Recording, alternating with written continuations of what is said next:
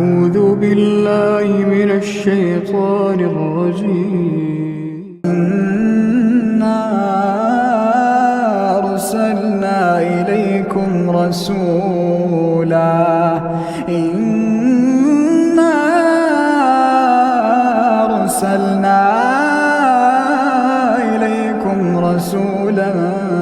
شاهدا عليكم كما أرسلنا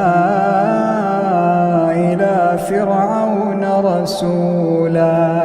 فعصى فرعون الرسول فأخذناه أخذا وبيلا فكيف تتقون إن كفرتم يوما يجعل الولدان شيبا السماء منفطر به كان وعده مفعولا إن هذه تذكرة فمن شاء اتخذ إلى ربه سبيلا إن ربك يعلم أنك تقوم أدنى من ثلثي الليل ونصفه وثلثه